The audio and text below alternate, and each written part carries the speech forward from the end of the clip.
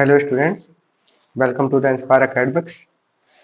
As you know, I was teaching about the carbon and its compound. So मैंने last class में बताया था क्या aromatic compounds and alicyclic compounds, ये हम लोग कर चुके थे लास्ट क्लास में। आज हम करने वाले हैं एल्केन्स एल्कीन्स एंड एल्काइंस, यानी कि हम बोल सकते हैं जो हाइड्रोकार्बन्स है, जिसमें कि सैचुरेटेड हाइड्रोकार्बन्स कौन से होंगे, हम बोल सकते हैं अनसैचुरेटेड हाइड्रोकार्बन्स कौन से होंगे, इनके बारे में हम आज पढ़ने वाले हैं। तो सबसे पहले हम लिख लेते हैं क्या एल्केन्स एल्कीन्स एल्काइंस। तो ये हमारे पास तो तीनों में से डिफरेंस क्या है, देखो इन तीनों को मैं सबसे पहले जनरल फार्मूला लिख देता हूँ। जनरल फार्मूला से क्या होता है, एक हेल्प मिल जाती है जिससे कि हम इनकी जो कैटेगरी है, इनमें से सभी की कैटेगरी से हम आराम से इनको पहचान सकते हैं। जैसे कोई हमारे पास कोई एग्जाम्पल दे दिया है ना, कुछ किसी ने कोई एग्जाम्पल दिया तो उस एग्जाम्पल को हम कैटेगराइज कर सकेंगे कि ये कौन से ग्रुप में ये फिट बैठेगा। Okay, alkynes.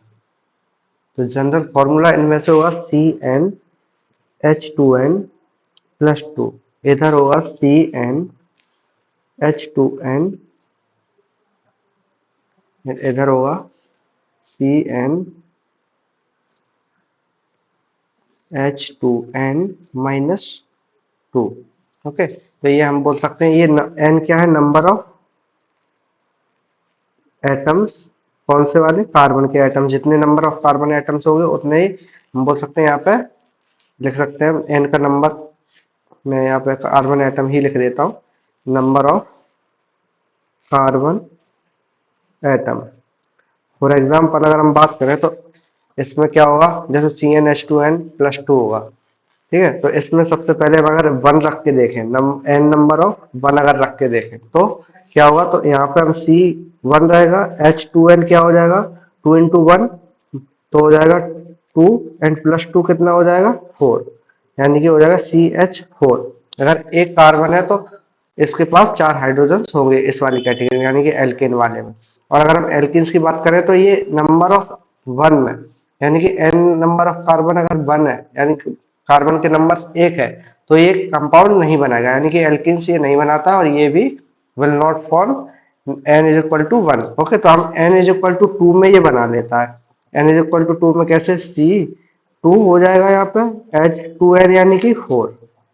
ओके, इसे हम क्या बोलते हैं, एल्कीन। या फिर इसका प्रॉपर नाम हम दे दें, इसका इसका नाम होता है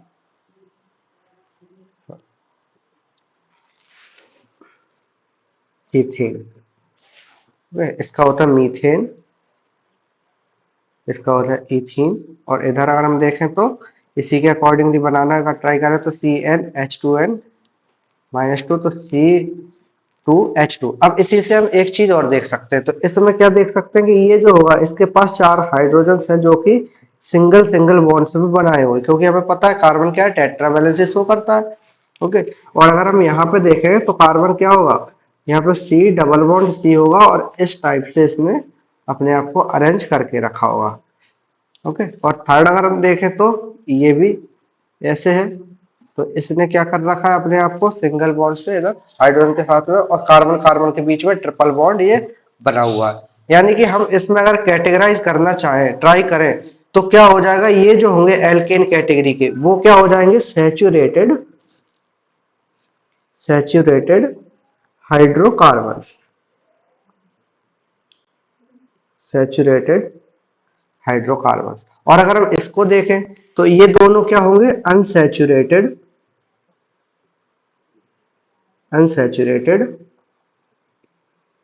हाइड्रोकार्बन्स। ओके, तो ये इन दोनों में बेसिकली ये डिफरेंस है, ठीक है। तो ये हम देख सकते हैं आगे। इसके बाद जैसे अनसैचुरेटेड हाइड्रोकार्बन्स बेसिकली क्या होंगे, तो अनसैचुरेटेड हाइड्रोकार्बन्स वही होते हैं जिसमें कि हम ऑलरेडी पढ़ चुके हैं कि डबल बॉन्ड या ट्रिपल बॉन्ड प्रेजेंट होता है, यानी मल्टीपल बॉन्ड्स उसमें प्रेजेंट होते हैं, ठीक है। अब इसके बाद हम बोल सकते हैं जनरल फॉर्मूला, ये हम लोग देख ही लिया क्या है, CnH2n।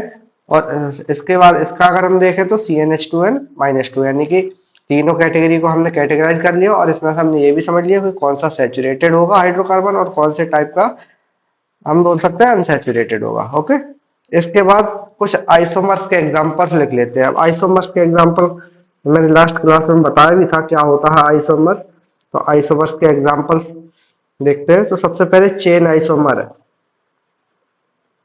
तो चेन आइसोमर क्या होता है, जैसे बेसिकली अगर हम देखें तो चेन का मीनिंग क्या है कि इसमें चेन का ही तो डिफरेंस होगा ना। जैसे अगर हम देखें इसमें ये हमारे पास है ब्यूटेन, ठीक है, ब्यूटेन। अब इसमें कितने चार कार्बन हमें दिख रहे हैं कि चार कार्बन से इसके पास 1 2 3 एंड 4।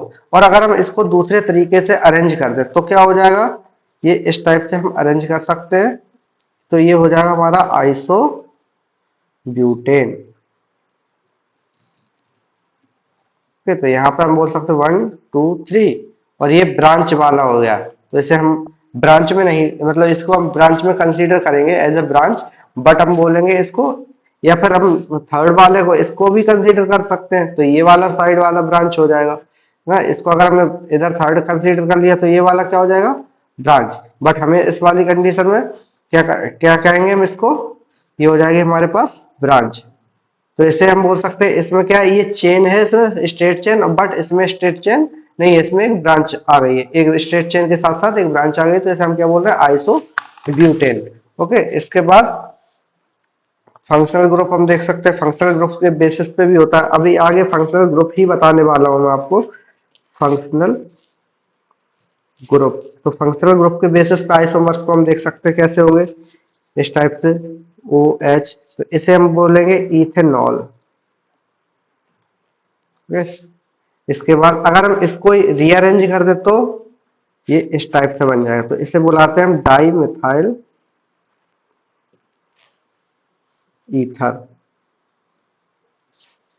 ओके, तो ये हो गया हमारे पास डाइमेथाइल ईथर और ये है इथेनॉल। जबकि दोनों का मॉलिक्यूलर फॉर्मूला एक ही होगा, सेम है ना, बस स्ट्रक्चर के बेसिस पे या फिर जो इनकी प्रेजेंस होती है वो उनके बेसिस पे ये क्या है, इसमें फंक्शनल ग्रुप एल्कोहल है और इसमें ईथर है। तो इन दोनों में ये फंक्शनल ग्रुप के बेसिस पे ये आइसोमर्स हो गए।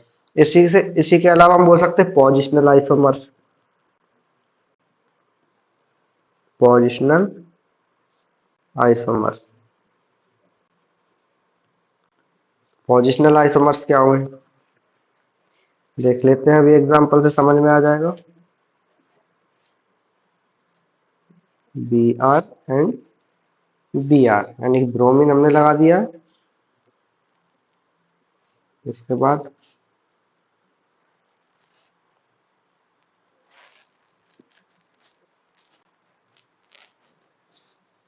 ओके,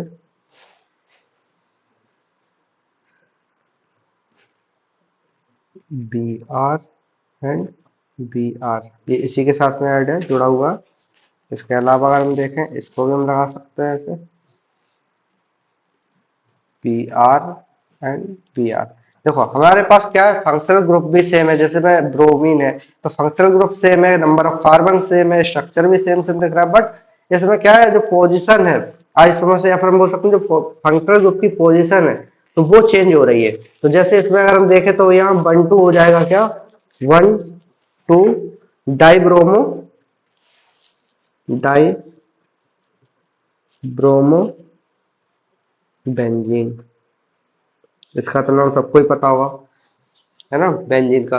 और इसके बाद हम इसमें देखें तो यहाँ हो जाएगा 1 2 एंड 3। तो यहाँ पे हो जाएगा 1 3 डाइब्रोमो, डाइब्रोमो बेंजीन। और इसके बाद इसको अगर हम देखें तो 1 4 1 2 3 एंड 4। इस साइड से भी हम कर सकते हैं, मतलब लेफ्ट टू राइट, यहाँ से भी देखें तो 2 3 एंड 4 ये सेम ही आएगा ना, 1 4। अगर हम इसमें देखें तो अगर हम इस साइड से लेके जाएं मतलब इधर से, तो क्या हो जाएगा, ये लॉन्ग साइड पड़ेगा। तो हमें वहां पर देखना पड़ता है कि पास में कौन सी ब्रांच जुड़ रही है।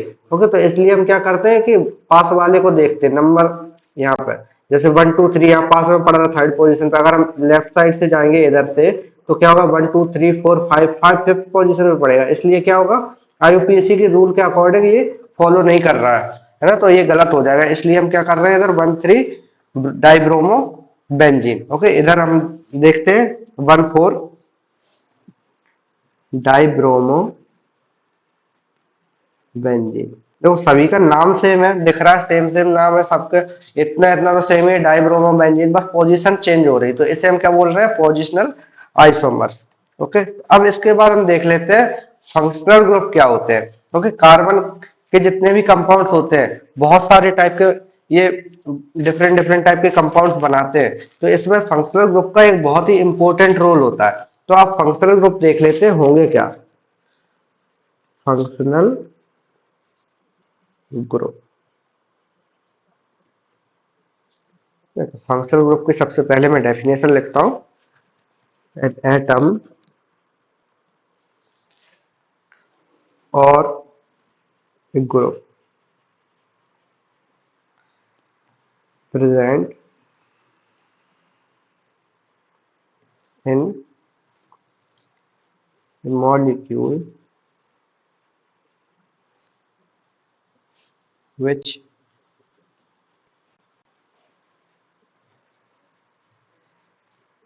largely determines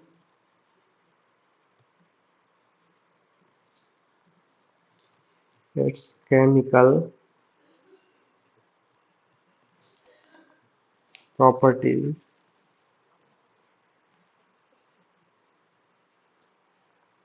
are called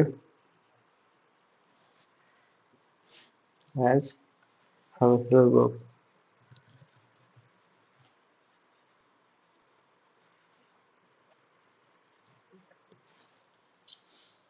ठीक है, तो फंक्शनल ग्रुप हो गया एन एटम और a group present in a molecule, यानी कि ये क्या हो सकता है, एक एटम भी हो सकता है सिंगल, जैसे अभी हमने देखा था ब्रोमीन था, एक एटम ही तो है, बट वो फंक्शनल ग्रुप की तरह रिएक्ट कर रहा था, तो उसे हम क्या बोल रहे हैं, एक एटम और एक ग्रुप। ग्रुप भी प्रेजेंट हो सकता है, जैसे हम बोल सकते हैं सी एच ग्रुप है या फिर ओ एच ग्रुप है, ये सारे क्या है ग्रुप होते हैं, तो ये भी प्रेजेंट हो सकते हैं, और कोई एक पर्टिकुलर एटम भी प्रेजेंट होता है।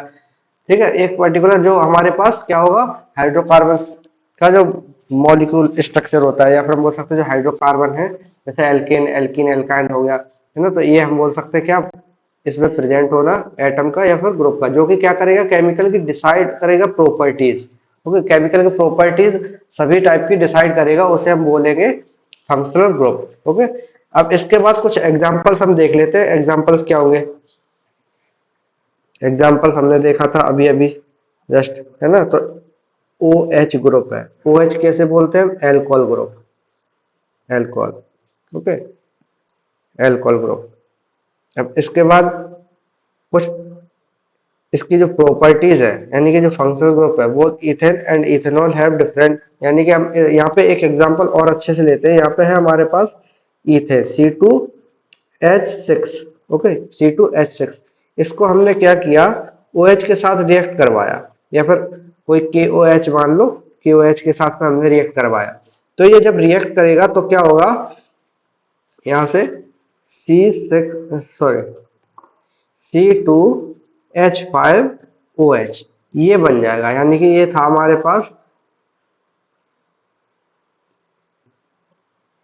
ये था इस टाइप से। अब हमने जैसे इसके साथ रिएक्ट करवाया तो KOH क्या होगा, यहाँ से ब्रेक होगा OH माइनस में, और K क्या होगा प्लस में, यानी कि OH माइनस वाला ये H को एक को रिप्लेस कर देगा। ओके, यहाँ पर हम देख सकते हैं, तो OH ग्रुप जैसे ही आएगा तो इसके साथ में ये रिएक्ट करेगा, और रिएक्ट करने के बाद ये बना लेगा OH, यहाँ पे एक जगह पे हाइड्रोजन को रिप्लेस इसने कर दिया है। तो अब हम देख सकते हैं इसकी जो प्रॉपर्टीज होंगी, इथेन है, ये इथेन है, और इस साइड है इथेनॉल, तो इन दोनों में प्रॉपर्टीज होंगे, कुछ ना कुछ डिफरेंसेस होंगे, है ना। प्रॉपर्टीज में डिफरेंस क्या होगा, जैसे सबसे पहले क्या है, इथेन इज गैस। ओके, और ये क्या है, हम बोल सकते हैं फिजिकल प्रॉपर्टी, इसके ये रूम टेम्परेचर पे है, लिक्विड। सबसे पहले ये गैस है इथेन, और ये इथेनॉल की बात करें तो ये है लिक्विड। और हम दूसरी बात देख सकते हैं कि ethanol is an antiseptic and hypnotic, but अगर हम इथेन की बात करें तो क्या होगा, ethane does not have these properties, यानी कि ये क्या होगा, न्यूट्रल न्यूट्रल सा होगा कुछ। अगर हम एंटीसेप्टिक्स की बात करें तो इथेनॉल की अगर बात देखें तो एंटीसेप्टिक की तरह काम करता है। तभी तो कभी कभी देखा होगा आप लोगों ने कि जब कभी कभी कुछ इंजरी हो जाती है, किसी को छोटी मोटी इंजरी हो जाती है, तो अगर इमरजेंसी सिचुएशंस में जब उन्हें एंटीसेप्टिक्स नहीं मिलता है किसी डॉक्टर्स को, तो डॉक्टर्स ज्यादातर अगर उन्हें अल्कोहल मिल जाता है तो अल्कोहल क्या करते हैं, उसको यूज कर लेते हैं उस जगह पे, अगर इमरजेंसी कंडीशन में बात करें तो इमरजेंसी कंडीशन में ये एंटीसेप्टिक का काम करता है। और हम दूसरा चीज बोल सकते हैं कि हिप्नोटिक का भी काम करता है। हिप्नोटिक का कैसे, जैसे बहुत बहुत सारे जो लोग हैं वो क्या करते हैं, ड्रिंक करते हैं, तो जो अल्कोहल है उसका कंजप्शन करते हैं, तो हम बोल सकते हैं उसकी वजह से जो हिप्नोटिक जैसी प्रॉपर्टीज होती है वो माइंड को हिप्नोटाइज करती है, हम बोल, है ना। तो जब ये होता है, कि जब ये लोग कंज्यूम करते हैं तो उसकी वजह से क्या होता है, न्यूरॉन्स की प्रोसेस स्लो हो जाती है, फिर उसकी वजह से क्या होता है, हमें हिप्नोसिस हो जाता है। ओके, मतलब कि बोल सकते हैं एक तरह से होश में ना रहने वाले काम। ठीक है, इसके बाद हम बोल सकते हैं ethanol reacts with sodium but ethane does not, यानी कि new no reaction with sodium. और अगर हम इसकी बात करें तो ये रिएक्ट करता है, react it react with sodium. Sodium metal की बात कर रहे हैं, जिसको आप लोगों ने, बहुत सारे लोग होते हैं जो वाटर में ऐसे ही फेंक देते हैं, जिसकी वजह से बहुत ज्यादा एकदम एक्सप्लोजन होता है ना, हाईली एक्सोथर्मिक रिएक्शन होती है उसमें। वैसे हम बोल रहे हैं इथेनॉल भी रिएक्ट करता है, इट रिएक्ट्स विद सोडियम। अब इसके बाद हम देखते हैं कुछ functional groups. Okay, functional groups क्या होंगे, मतलब डिफरेंट डिफरेंट टाइप के फंक्शनल ग्रुप हम देख सकते हैं, और उनको लिखने का टाइप कैसे तरीका होगा, क्या कैसे हम लिखेंगे। तो सबसे पहले है हमारे पास एल्डिहाइड। तो एल्डिहाइड को हम रिप्रेजेंट कैसे करेंगे, या फिर हम जनरल जो स्ट्रक्चर होगा वो कैसे हम शो करेंगे, आर एच, और इधर ऑक्सीजन। तो आर क्या है यहाँ पे, आर हम बोल सकते हैं एक तरह से एल, ये ग्रुप होगा हमारा आर। कौन सा ग्रुप, एल्केन हो सकता है, yes, most of the time alkyl group होता है। एल्काइल मतलब कि C N, alkyl group most of the time होता है CnH2n प्लस वन वाला, है ना, CnH2n+1। जैसे उसमें क्या था, हमारे पास एल्केन ग्रुप था, एल्केन ग्रुप में CnH2n+2 था, तो इधर एक जो हाइड्रोजन है वो कम कर दिया हमने, बस ये क्या हमारा एल्किल ग्रुप बन गया। तो मोस्ट ऑफ द टाइम यही रहता है, बट अगर हम डिफरेंट डिफरेंट टाइप के भी ग्रुप्स को ऐड करना चाहें तो वो भी हम कर सकते हैं। फॉर एग्जांपल अगर हम देखें ये वाला एल्कीन को यूज करना चाहे तो ये एल्कीन को भी कर सकते हैं, इसमें से भी एक हाइड्रोजन यानी कि CnH2n, और ये क्या था, CnH2n था, तो CnH2n-1 हो जाएगा ये भी, तो उसकी जगह पे ये CHO ग्रुप आ जाएगा। तो हम इस टाइप से बहुत सारे एग्जांपल्स हम ले सकते हैं। तो ये हमारा हो गया जनरल स्ट्रक्चर। इसके बाद हम बोल सकते हैं कुछ स्पेसिफिक एग्जांपल अगर लें तो क्या हो जाएगा, ये एग्जांपल ले लेता हूं मैं।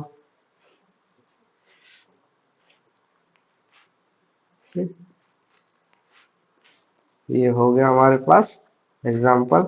अब इसका जो IUPAC नाम है वो आप लोग कमेंट में लिखना, ये आप लोगों के लिए होमवर्क है। मैं जितने जितने बनाता जाऊंगा ये सारे एग्जांपल्स, वो सभी के आपको लिखना है। अब इसके बाद कीटोन है, कीटोन का होता है R एंड R डैश हम बोल सकते हैं, R भी हो सकता है इसकी जगह पर, यानी कि हम स्लैश में लिख सकते हैं R डैश और R, यानी कि सेम भी हो सकते हैं दोनों, और दोनों डिफरेंट भी हो सकते हैं। तो कीटोन हो गया एक एग्जाम्पल।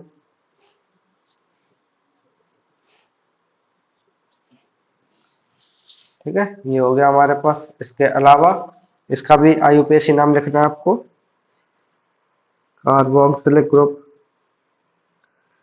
Carboxylic acid OH। ऐसा लग रहा है कि ये सारे सेम हैं, बट सेम नहीं है, सभी में देखो जरा डिफरेंस होगा कहीं ना कहीं। देखो इसमें क्या है, यहाँ OH है, इधर हाइड्रोजन है, और इधर OH आ गया, और एक्स्ट्रा O है। मतलब अल्कोहल में क्या होता है, ओनली OH होता है। एल्डिहाइड में एक साइड O होता है और एक साइड H होता है। इसमें क्या है, दो ऑक्सीजन है और एक हाइड्रोजन होता है। अब हम इसके एग्जाम्पल्स लिख लेते हैं। OH डबल बॉन्ड O, ये हो सकता है CH3CH2। इसके बाद एस्टर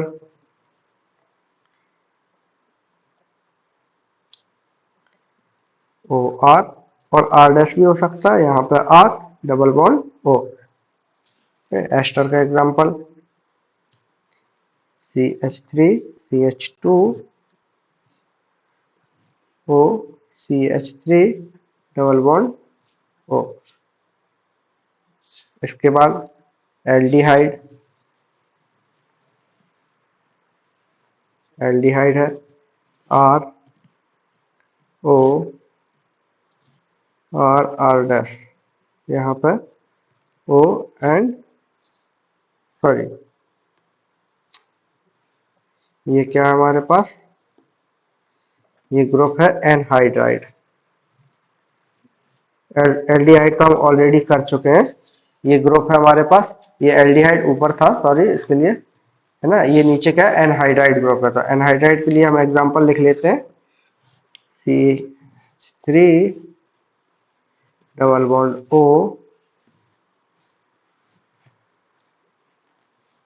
एंड O। इसके अलावा अमाइड, हम अमीन भी कभी कभी कंसीडर कर लेते हैं, बट ये डिफरेंट ग्रुप है थोड़ा सा, तो इसे हम बोल रहे हैं अमाइड। ये R N R dash N R dash, और इधर एच एक्स्ट्रा एच, और यहाँ मतलब कि हम बोल सकते हैं एच भी लगा सकते हैं हम आर डैश की जगह पे। इसका एग्जांपल है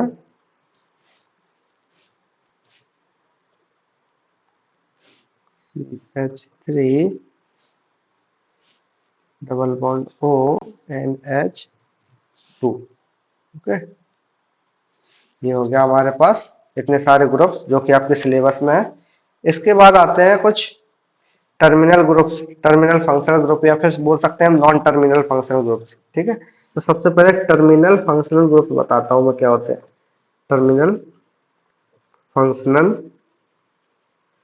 ग्रुप्स, देखो ऐसे ग्रुप जो कि किसी भी मॉलिक्यूल के एंड में ऐड हो जाए, तो उन्हें हम क्या बोलते हैं, एंड में ऐड होने वाले ग्रुप्स को terminal functional group. For example aldehyde हुआ, एल्डिहाइड, या फिर हम बोल सकते हैं कार्बोक्सी ग्रुप हुआ, है ना। मैं इसकी एक बार डेफिनेशन पढ़ के बता देता हूँ क्या है।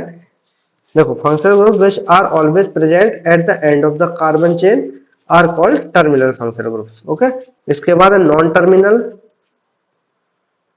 Non terminal functional groups,